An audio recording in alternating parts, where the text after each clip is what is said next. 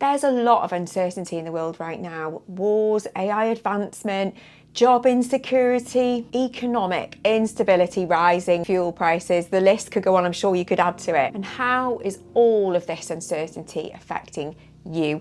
Because whether we're consciously aware of it or not, our body is constantly trying to keep us safe within all of that uncertainty. And by understanding what the body is trying to do when we're feeling this uncertainty can actually remove a lot of shame, because a lot of us can interpret the body responses connected to this uncertainty, facing uncertainty, with things like laziness, weakness of some kind, just general failure. So in this video, I want to explore what this uncertainty is actually doing to the body, so we can remove this associated shame, gain greater understanding around what the body's doing, why so many of us are feeling exhausted right now because of this, and why we often seek certainty externally, and why this is not really doing us any favours. And stick around to the end, because then we're going to cover how we can meet this uncertainty head on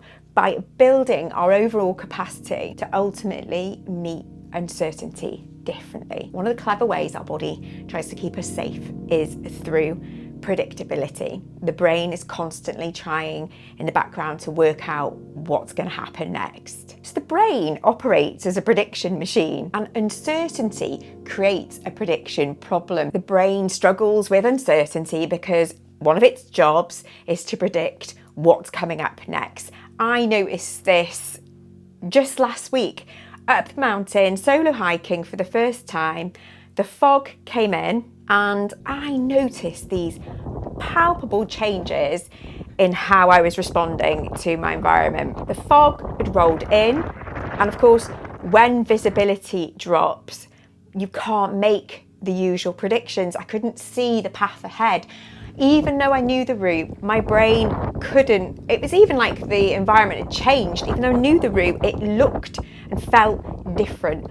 There was an elevated sense of discomfort, uncertainty. Everything felt a little bit more risky. I was making these really calculated small steps, and it was my body doing what it's meant to do. It could not predict what was going to come.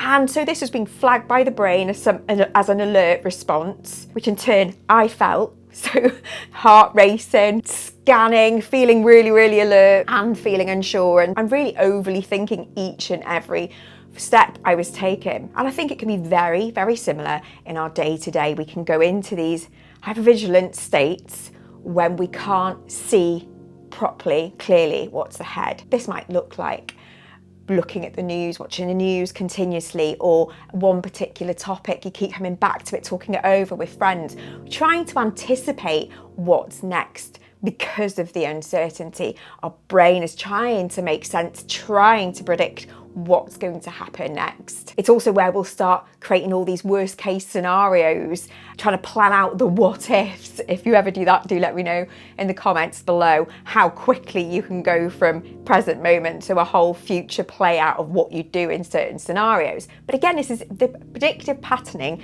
trying to quickly remedy and quickly plan out what we would do in certain scenarios so that we feel safe. All of this is us trying to regain certainty. Internally, this looks and feels like tiredness, fatigue, unable to focus, unable to decide, unable to execute, like you feel unmotivated. And it can so often result in those moments of us making this about identity, these oh, I'm just lazy, or, you know, what's wrong with me? I've lost my drive, starting to question what's wrong, rather than recognizing this is a nervous system, this is a body response to uncertainty. So if you've been feeling any of these things or labeling yourself as any of these things, I want you to know you're not lazy.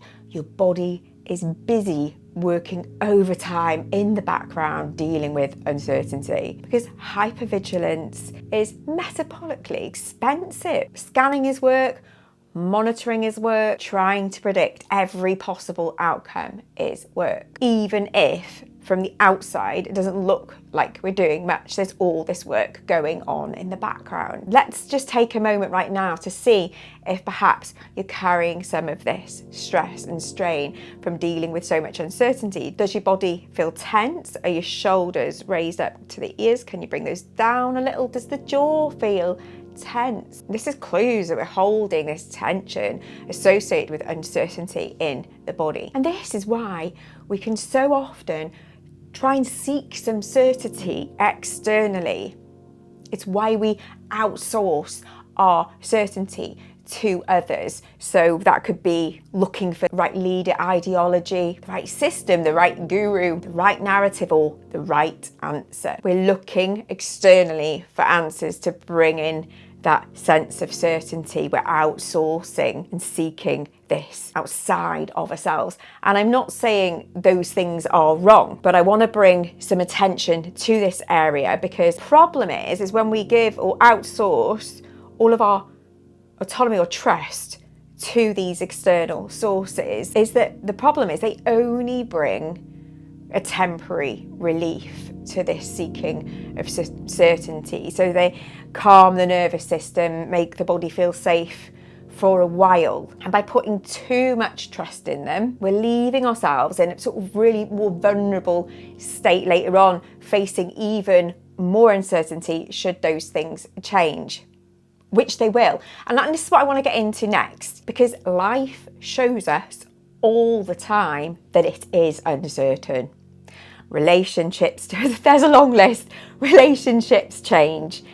Our health shifts and changes. People leave. Plans fail. Identity shifts. Meaning changes. Unexpected emotions arise. And the future remains partially unknowable. I don't think uncertainty ever really leaves us. I think uncertainty is part of being alive. So if we can recognise responding to uncertainty is physiological response, that the predictive parts of the brain are constantly trying to reduce uncertainty because prediction feels safer than the unknown. And then instead of outsourcing all of our certainty externally, we begin learning how to resource and meet uncertainty ourselves and learn to work with it, learn to take action and move with uncertainty. So if we agree that complete certainty is impossible, what actually helps without outsourcing entirely? I think it's slowly increasing our ability to remain adaptive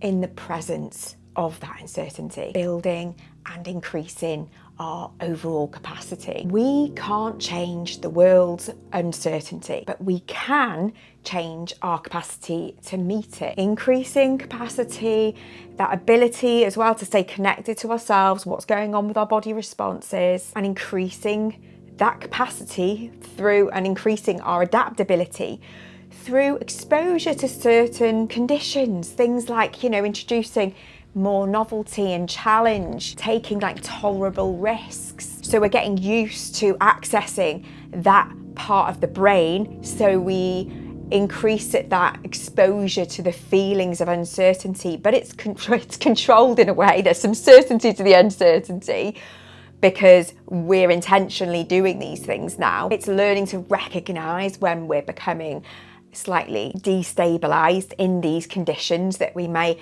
create for ourselves. And it's rebuilding that trust. So rather than that trust being external, we're building that internal trust in our own ability to respond to life changes, to respond to that uncertainty. Because it's not just capacity that's increased through uncertainty, it's confidence too. We're building confidence through facing these changes. There's internal growth because of this, and this is fed back to us the more we prove it to ourselves through exposure to some challenges, some tolerable risks. It's that proving to ourselves, I faced something uncertain and was able to meet it. Before you go, Is there any particular area in your life that you've been particularly noticing you're feeling uncertain? Is it work, relationships? Is it just the future generally? I'd love to hear from you in the comments below. And if you've found this video helpful, it'd be great if you stuck around. Maybe subscribe, hit the like button, and it'd be good to see you in the next one. Bye.